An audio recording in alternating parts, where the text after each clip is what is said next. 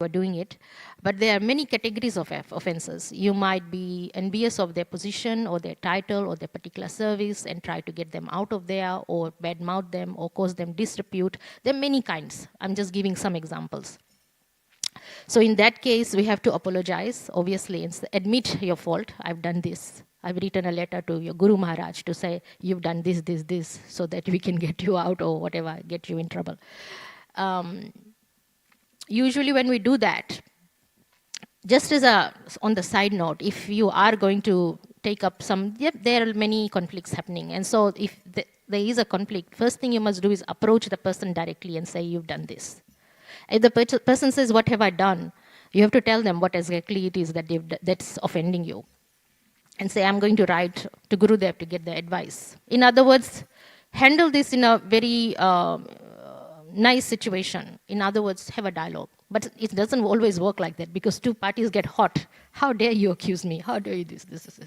So what you do in that case is pray and meditate. But if you have done anything, you first of all, you have to apologize to the person. Secondly, you have to serve that person. In other words, serving that person doesn't mean offer them, well, you do, actually. I've seen that happen. Devotees actually bow down to each other and offer each other obeisances. It's happened. So offer obeisances in case that you've done something wrong, or taken something that used to belong to them, or has belonged to them, or is belonging, or something like that, or try to destroy their reputation, whatever. So you must. So Indra here knew what to do to face that reaction. But what he did was he accepted the reaction. He said, I am going to suffer the reaction of killing a Brahman. So what he did was, for 1 year, he suffered whatever reaction there was. I'm not quite sure. It didn't give too many details in the Srimad Bhagavatam, so I can't tell you what happened to him. But obviously, he suffered the reaction. Then he decided, okay, I'm going to now divide the sins. So now we come to the point where the whole point was I'm trying to tell why women are, 9 times they enjoy the sex life more, is because of this particular Lord Indra's sin. He decided to divide his sin into those who would accept it. So the 4 categories who accepted that sin of killing a Brahman. First one was the earth. The earth, what the earth did was they accepted that sin, and therefore parts of that earth became a desert. And it is to be understood that those people who are born in the desert are actually reaping the sins of killing a Brahman. In fact, they are participating in it. It's to be understood. Those people who are born in the desert, they are not fortunate. They are participating in the sin, the reaction of killing a Brahman. So in exchange for that, Lord Indra gave them the benediction that if there are ditches in the earth, it will fill up by itself. In other words, there will not be like earth won't be big gaps of holes, and it will fill up. So if you'll find that you dig up a hole today, tomorrow the dust will blow over and soil it will cover itself, something like that. So the earth will never kind of reduce. So that was the earth. Then the water. The water took 1/4 share of the reaction, and the water, the benediction Indra gave is whatever you mixed yourself in, you will increase the volume. In other words, when you make drinks, juice, whatever, you put water, the volume increases. And you don't know how much of that is water, how much is juice. It just increases in volume. And the reaction of that, the water took were the bubbles. So if the water is dirty, it will have froth and dirty bubbles and things. We can't use that water. That's the reaction the water took. And the third one was the trees. The trees took some reaction of the sin of killing a Brahmana. So the trees will drip sap. Those sticky things, that the sticky liquid that comes out, it is not to be used. It's poisonous. So the trees got that. So in exchange for taking that reaction, Lord Indra gave them the benediction that their branches, whatever twigs will cut off, it will grow back. So they will always grow back. So trees have the power. If we break our limbs, it won't grow back. But trees, they can. So that was the third one. And the fourth and the final one was the women. They took the reaction of the sin of killing a Brahman. So how does that work? Well, the women are in certain time, once a month, they are contaminated. So that is thanks to Lord Indra. So all those women who are out there frustrated, well, actually it was the women who decided to accept it in the first place. So in exchange for taking that once a month contamination, Lord Indra gave them the benediction that they will enjoy the sex life 9 times more than the men, the males. So that's the story. So there is a reason why. Did you know that one? Some of us would have known that one. So Lord Indra did that. And the story didn't end over there. It continues. With Lord Indra's games, it continues. So Vishwarupa died, but his father was very upset. So he did a yagna and produced Vishwarupa's brother, Vritasura. And he was monstrous. But when he was doing the yagna, he made a mistake on the mantra. Instead of saying the mantra long or short, he made it long. Like he said the exact words, but the stress of it was long or short. So we've got to be careful when we do the yagnas. Our mantras have to be correct, otherwise it will have a negative effect. So he was going to make a demon that was the enemy of Indra, but he said it in a way that Indra became the enemy of him. But actually the demon was a devotee. But he looked bhayanak, he looked really, really bad. Like dangerous. He was huge and he covered the entire 3 planets. He was very horrible looking and monstrous and demon, but inside he was a devotee of the Lord. So what happened is Indra had to fight him also. And Indra also had to kill him. So there was a huge fight between Lord Indra and Vritasur, and there was no way of killing him. The demigods, they got really scared. And they were like, this guy is going to kill us. What are we going to do? Lord Indra can't defeat him. He was undefeatable. So they went to Lord Vishnu, the personality of Godhead. That's what you always do. Whenever you are in trouble, don't go to any demigod. Prabhupada was saying in his class, he said, going to the demigods for help, even though they are very easily pleased, they will give you benediction straight away. If you want money, demigod, if you please them, you'll get money, by the way. So that's a quick rich, but don't do it. Because Prabhupada says it's like going to the demigods is like holding the dog's tail to cross the ocean. The dog can swim, but it's not effective. It won't swim that much. It won't deliver you at all. So it's better to go straight to Lord Krishna, who will make you cross the ocean properly. So Lord Krishna will provide you with a ship. You won't even have to swim. Actually, the ship that is provided for each one of us, right now, we are in the ship of ISKCON. The boat that you look at, that you are in, has got big letters ISKCON, and underneath by his divine grace, I see Bhaktivedanta Swami Srila Prabhupada. That's the boat we are traveling in, the ship we are in. So Krishna will give you a ship. So go to Krishna for help. Don't go to demigods unless you want something that will not deliver you. Something very temporary. So anyway, as I was saying, they went to Lord Vishnu for help. And Lord Vishnu said, yes, you can kill. It's possible to kill this Vritrasur, but with a great sage, Dadichi. His name was Dadichi. Now Dadichi, what was special about him? He was obviously a sage, elevated soul, but what was special about him was he knew the Narayan Kavacha. Just like we wear the Narshinga Kavacha. When I was in Fiji and I was teaching, they do black magic in Fiji. It's really, really a shame to say these things, but they do that. So, and they said, oh, that's not going to affect you. And I said, why?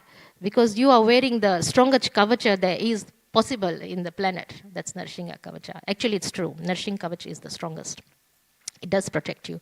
But I asked my Guru Maharaj, this is on the way, that's on the side. If you really want to know what is the most powerful thing, is even more powerful than the Narshinga Kavacha is the Hare Krishna Mahamantra. Fact. Gurudev said, he said it, he wrote it and it's in black and white. He said, the Mahamantra is more powerful than anything and everything. So if you ever need protection, chant the Hare Krishna Mahamantra. So anyway, the whole point was Dadichi knew the Narayan Kavacha. Actually, Vishwarupa also knew the Narayan Kavacha. And he was the one who taught it to Lord Indra. And Lord Indra killed him.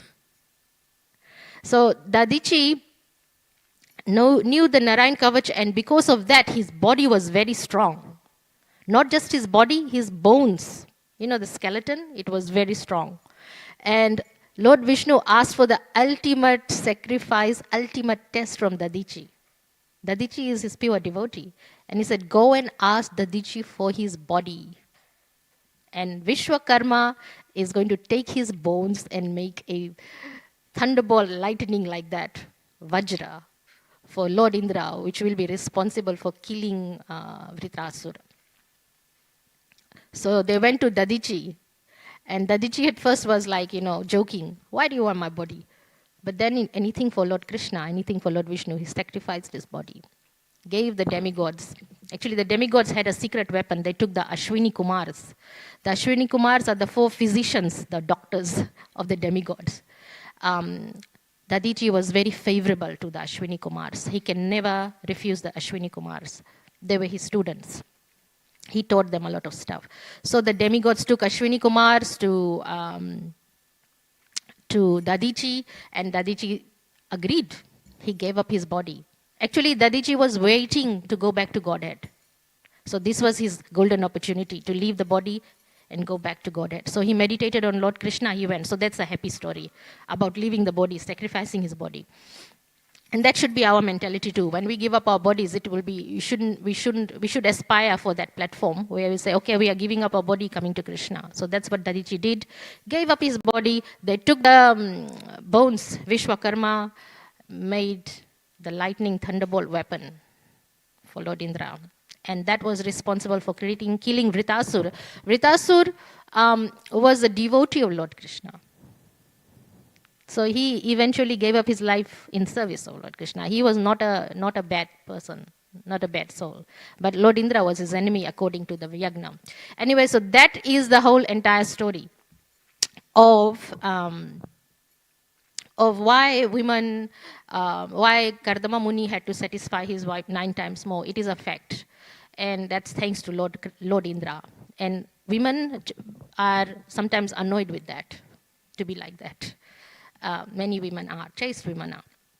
So now that brings us to the next section of the class. It's about the women. Because you are brahmacharis and you are asked to, be away from them or talk to them very, very less. And why it is you are, they are saying that, oh, not you are, it is a fact that women are, can cause a lot of damage. It is supposed to be like that.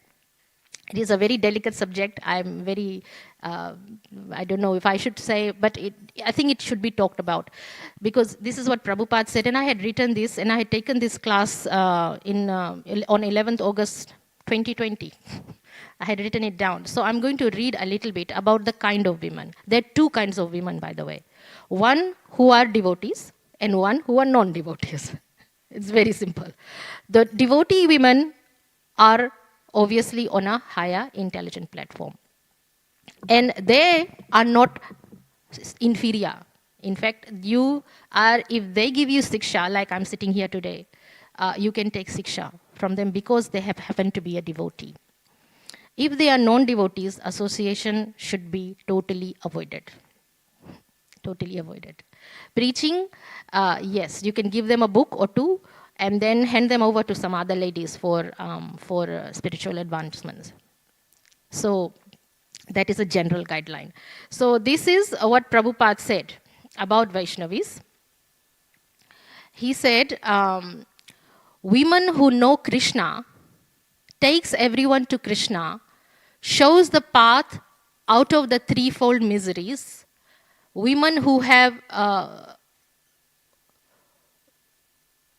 devotional inclination and leads one to Krishna they have special mercy of Lord Krishna. So they can be associated with. But women who show the path out of the threefold miseries and who leads one to royal road to hell via debauchery and over-intelligence, they are meant to be avoided. And it is said, contaminated women will destroy the varnashram system. It is a fact. Whenever there is a divorce, there is usually another woman involved, unchaste women. So Prabhupada was actually telling his disciples that a disciple should be trained in chastity. It doesn't just go for ladies, but also males also. What does chastity mean? Having one partner. And in that case, my Guru Maharaj always says, go on the path of Ramayan and follow Sita Devi and follow Lord Ram. And that should be our what's the word for it? Our guideline for life. Even though we worship Krishna, and Krishna runs around with the gopis, but we are not, we shouldn't be. Because in this material age, the varnashram system will be destroyed. There will be lots of unchastity and unwanted progeny. And everyone is contaminated. And as a general rule of thumb, what is it? The 4 regulative principles. If someone there is special in your life who, you know, you're going to get married to sooner or later, just consult with your Guru Maharaj. I've done that too, consulted with my Guru Maharaj. And my Guru Maharaj said, this person is not right, stay away or be careful, then you have to do that. Be careful of it. The words of Guru Maharaj is just like words of Lord Krishna. And it sets your path. But the general rule of thumb is follow the 4 regulative principles. If, you know, if there is danger, leave it at once. So that is what Prabhupada was trying to tell us. Prabhupada had said, no one can know who is Brahmin, Kshatriya, Vaishnava for peace. This system must be introduced. The Varnashram system must be introduced. And one must be educated accordingly. Spiritual advancement with this Varnashram system is then possible for a peaceful society. He said his exact words was perfect society for social classes. And it says here, direction by Sri Narad Muni for women. People are interested to know what is the position of women in society, in our ISKCON society. Krishna consciousness is meant for giving an example to the world of a perfect society. So we are supposed to have the best of standards. We are supposed to set example. That's what we should be doing. In fact, that is not to say that we are discouraging marriage. Marriage is possible. We are supposed to. And in that regard, I was listening to a class, and the thing about grihasthas, because you will be, now you're brahmacharis, later on you will be, some of you might be married. What is your guideline is that marriage is supposed to make more devotees. That's one of the main goals. That because we have a lot of children out there who've been produced out of ignorance or passion or in the material sense, and they are horrible. Horribly brought up. We need more devotees. So Prabhupada was encouraging his disciples to make more devotees. So that is something for the future. But that is ISKCON guidelines. We are supposed to be an example, and that's why I'm reading this. And this is a class taken out of Srila Prabhupada's class, which I had taken in that year. I had written it down.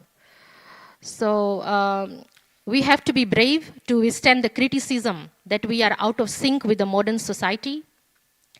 Everyone tries to stay away from us, from our example, because it's too difficult to follow. We will be challenged that it is no longer practical, that we have to keep up with modern world. But Srila Prabhupada did not compromise on the Shastras. He did not compromise. Because these days, 1 out of 2 marriages, they end up in divorce. But our marriages, the Vedic marriages, they don't. They should not, if we follow the guidelines. Child criminality is more and more on the increase. That's true. They have to explain themselves and solutions. So we have to show them that our Shastras and our Bhagavatam has the solutions. We have to take those criticisms. We have to demonstrate that our society is what the Bhagavad says. And then it goes on to say, women are the greatest wealth of our society. So women are to be protected as they are the greatest wealth. In that case, they should not be abused or used, because unwanted population is as a result. So they have to be protected. The protected women bring so much welfare of family in the society, and in general, society will be prosperous, because householders are meant to bring prosperity to the entire society. And prosperity can happen when Lord Narayan, Lord Krishna, is worshipped properly in the house. So these ladies, they have to be Vaishnavis. And they need to be protected, and they need to be respected. And their prosperity, they're like Lakshmi Devis. Ladies should be engaged nicely in the worship of deities and other duties. So these are for the ladies. Their most important quality that has to be taught to the girls, it is chastity. Srila Prabhupada makes it very clear.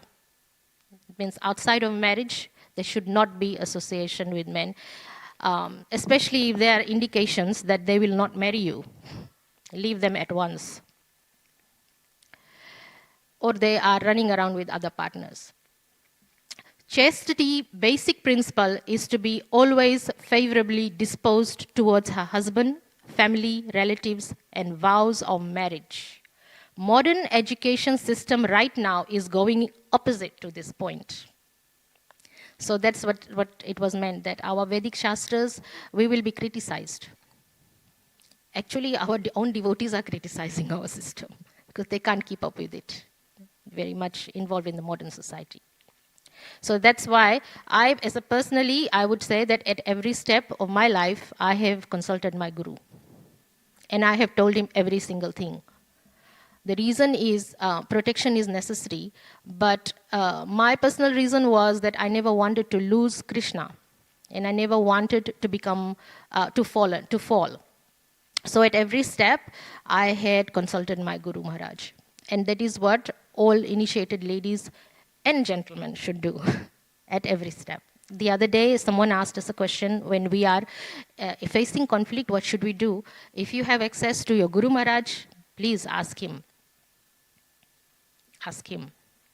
And they will give you the right direction, because they are following Srila Prabhupada's directions.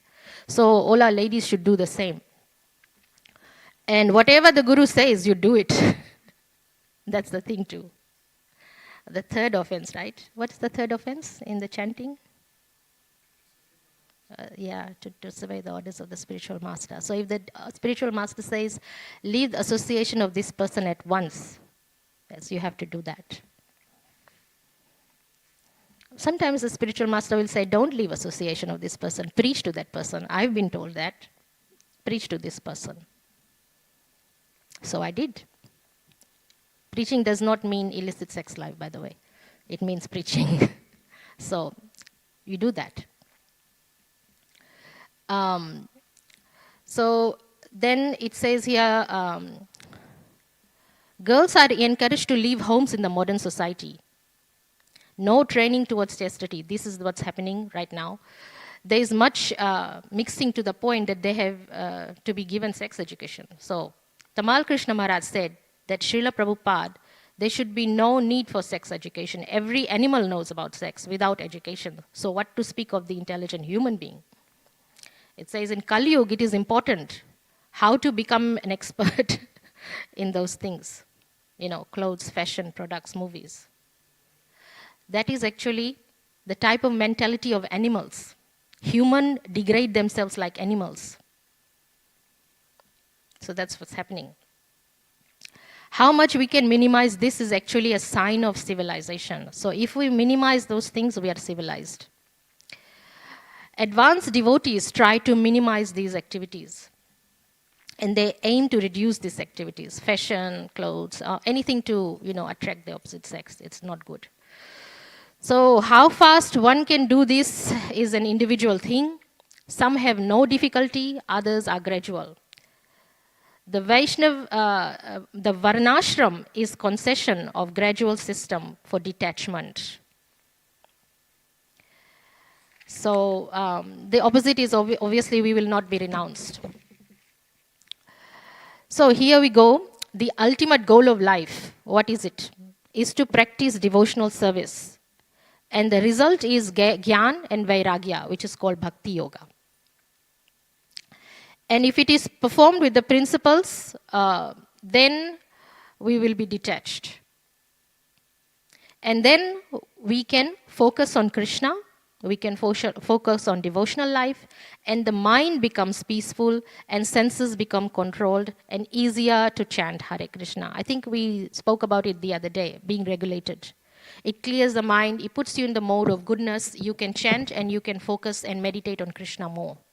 So not just following the regulated principles, but follow it in a regulated fashion, timing for everything.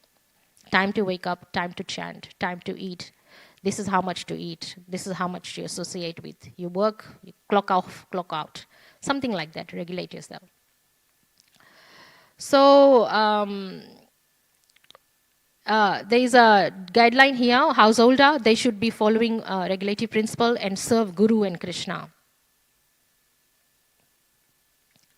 And we have to learn to tolerate a lot of pushings and pullings. So tolerance is there too. Need to develop tolerance. There is a lot more, but we don't have time. I'll just read the last thing here. It says, marriage is for dharma, to execute religious duties. And for ladies, Srila Prabhupada made a brahmacharani ashram for ladies who cannot be educated at home about chastity because parents are not Krishna conscious. So if you want to know whether we should have a brahmacharani ashram, the answer is yes. But for who? Not for devotees.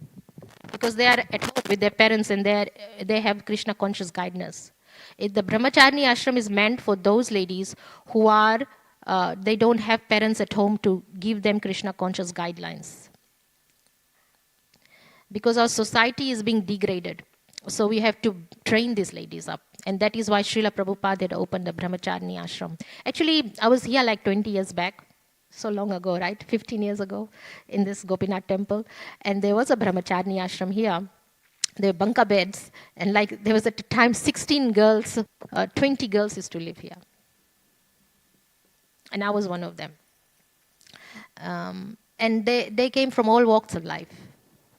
And they were Western, mostly, Australians whose parents were not Krishna conscious. And they ended up being wonderful devotees. And now they have devotee children all over there, like someone is in Moolamba, some have gone to States, a couple of them in Melbourne. And that was good training grounds for these girls. So you are brahmacharis, I know, and you are saying, what is it got to do with us? But mainly, someday you might be a leader of a temple. And you might have to make the decision, what to do with the ladies. Well, it works both ways. Boys need training, so do girls. Otherwise, you are going to have to marry one day and there'll be no devotees to marry to. So training has to be both. Guideline has to be everywhere. So I think maybe it's a good idea. It's coming from a Mataji that you're being, but this class is actually Srila Prabhupada's class. So, and it's mentioned here, Ramayana is the most popular teaching about dharma, ideal duties of wife and husband. And we have to walk on the guidelines of Sita Devi and Gandhari.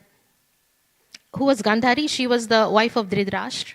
And she was not blind, but she took a blindfold just to be equal grounds with her husband. And blindfolded herself just to follow the path of her husband. So these are our guidelines.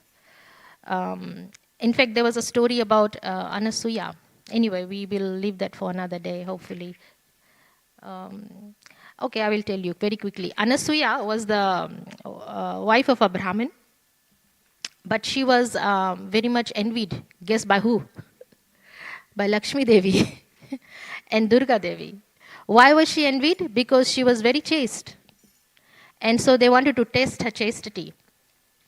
And so they sent their husbands, Brahma, Vishnu, and who was the other one? Brahma, Vishnu, and Lord Shiva. Go and test the chastity of Anasuya. Anasuya is the chaste wife of a Brahmin. And they asked her, because they're God, they said, you have to serve us. And she said, of course. And you have to serve us undressed, no clothes, naked. How can you ask a woman that? And if God asks you. They are very henpecked husbands. Their wives, Lakshmi Devi and Durga Devi, sent them and they listened and they came. I'm not happy about that personally, but how can that happen? So Anasuya had to meditate on that, went to ask her husband what to do. And the husband said, you have to serve the Lord according to the conditions. So she meditated and she came up with a brilliant idea. She said, yes, I will serve them without any clothes. But the condition is these three deities, the Lord Vishnu, Lord Brahma, and Lord Shiva, have to become children, kids, babies. So they became babies because she was so chaste and she was a very religious, pious lady. They became babies. So she breastfed them. And a mother can be without clothes with their babies. So thumbs up for her. So, and then there is a story there that these babies, they became partial expansions. Lord Shiva became Durvasa Muni after that. We've had stories about Durvasa Muni a lot. And Vishnu became Dattatreya, the sage, and Brahma became Chandra, the moon. Thanks to Anasuya. So ladies should be that chaste that even the Lord himself bows down to them. So that's, I used to ask my Gurudev, what is so great about, being ladies, being on a high level and chaste? Because I personally don't have any wishes to become somebody with a title in ISKCON in that regard. I mean, why should I? I just want to chant Hare Krishna and maybe sing a kirtan or two sometimes. But other than that, there is no desire. But my Guru always guided me to walk on this particular line, and I didn't know why. Why should I? But there is a very important reason that ladies can guide the society, because the society is becoming degraded. So Vaishnavis are basically our wealth. You might not think so, but Vaishnavis are very important for ISKCON, for our entire society, to the point that even the Lord respects them. So that's food for thought, and that is what Devahuti is going through right now. And she will produce a child, which is Kapil, later on, who is God himself. And Kapil is God, Lord Vishnu. He will come and guide her and guide all of us through the Srimad Bhagavatam. So it is worth reading Lord Kapil Dev's instructions later on. Any comments or questions? Okay. All right. Thank you for listening. Srimad Bhagavatam Puran ki jai.